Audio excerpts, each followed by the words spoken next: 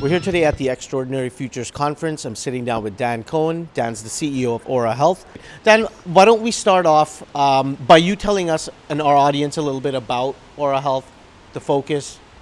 So Aura Health is a medical cannabis company that is focused on the European markets. We own 80% of a company in Germany called PharmaDrug. PharmaDrug is an importer and distributor of medical cannabis. The company started its medical cannabis activities in February. We purchased and finalized the acquisition of the company in May, and that's when I took over operational control. The company, like I said, started its activities in February. It received its first shipment of cannabis from the Netherlands and started distributing to pharmacies. The number of pharmacies we deal with grows weekly, and our volumes are growing monthly. The way Germany works right now is that almost all of the product in Germany, in terms of medical cannabis, comes from the Netherlands from the same supplier. There is no growing inside of Germany right now. 3 small, modest licenses were handed out to build cultivations. They won't be on stream for another year and a half, and they will not be enough to feed the German market. So Germany, in terms of medical cannabis, will be an importer for several years to come. The way in which Aura and PharmaDrug are going to grow their business in Germany will be twofold. Firstly, as we get more product and the number of pharmacies that we deal with grows, we'll be able to import more product from the Netherlands. But really, truly, the way we're going to become a player and contribute to the German marketplace and grow our business is going to be to bring product in from outside of the Eurozone, namely Canada and Israel. We just last week signed a major supply agreement with a company building a state-of-the-art indoor facility in Israel. We look forward to being able to bring that product in the second half of 2020. It starts off with 500 kilos a year, and then after that is up to 2 tons per year of product. We are also in advanced discussions with several Canadians. We do have one supply agreement with a Canadian LP. We are talking to several others about bringing product into Germany. The thing that's very unique about when we will be bringing product into Germany from outside of the Eurozone is that will be done under our own brand. So as we grow our volumes and our distribution over the next 3 and 4 quarters with the Bedrocan product from Holland, we'll be able to grow our revenue and our distribution base. But more importantly, when we bring in the Canadian product and the Israeli product into Germany in 2020, we will be introducing our own brand for medical cannabis. Sounds like you guys have been busy and will be busy for the next little while. Most definitely. Can we maybe elaborate a little bit on the team? I would imagine you guys have a very strong team to move this company forward, both in Canada and... we have a good team in Canada from the standpoint that we have a chairman who's been very involved in the cannabis industry for years. His name is David Posner. We have a COO named Howard Brass who's got a very unique skill set in terms of he has experience in the capital markets, and then he had operational experience for about 5 years at a company that he ended up getting sold to a private equity company. So he's got his own unique skill set as well. So that's our team in Canada. Obviously, we have our own team in Germany of highly qualified people that are going to help us get to the next level, and we're in the midst of hiring a very high caliber pharmaceutical salesperson in Germany right now. I know you've talked to us a little bit about the milestones, the successes of the company.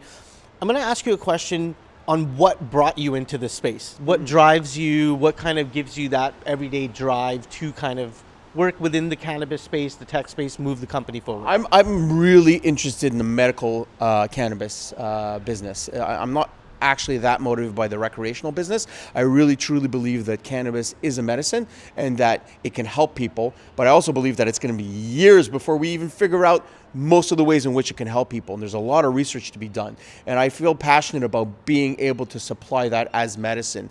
Germany is a pharmaceutical jurisdiction in terms of medical cannabis. They see it as a pharmaceutical product and they want it sold as medication. So that's a driving force. And so do you see any foreseeable setbacks or even hurdles that you guys might have to face focusing on Germany?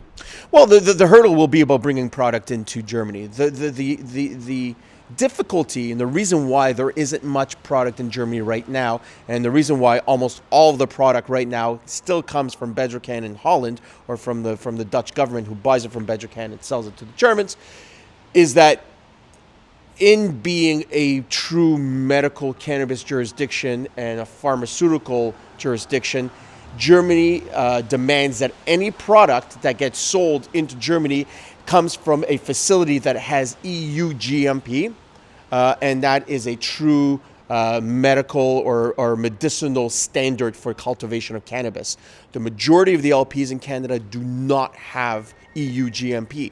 The first generations didn't even think about EU GMP when they built their facilities. The second generation have, and so you're going to see more and more facilities getting that certification, but that is definitely one of the biggest stumbling blocks to being able to get product into Germany.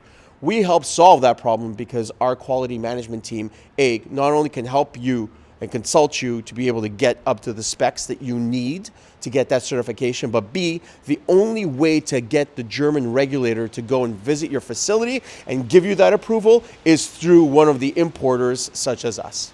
Got it.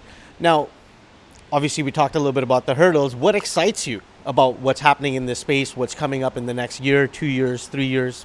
Well, I definitely believe that, there's a little bit of a chicken and egg situation happening in Germany where, it's still early and the volumes actually haven't reached critical mass yet. Part of the reason is because it's still early, but the other part is because, as I said, there's only one real supplier to Germany. Others do supply. Some of the larger companies have been supplying, but not that much. So what really excites me is that I think in 2020, not just Aura and PharmaDrug, but our competitors will start to bring in product. And I think that's when the volumes will start to reach a new level and start to really hit that tipping point. So I think later in 2020 and 2021, you're going to see a massive acceleration of the market in Germany. I also believe many other countries in Europe are moving in that direction. We know that Poland already has a medical cannabis. Several other countries already have medical cannabis. But large countries like France are moving that way as well. In June, the Senate in France passed a bill calling for the commencement of a program for medical cannabis. So all of those developments are extremely exciting. The European Union has over 500 million inhabitants. That's larger than the United States. That will be the largest medical cannabis market. Seems like there's a lot of growth happening within Germany itself and worldwide, I should say. But you've obviously given us a lot of information about the company, where it's headed, what excites you, what the challenges are. I look forward to sitting down with you in the next little while, see how much you guys have grown. But again, we truly appreciate your time and thank you very much. Thank you.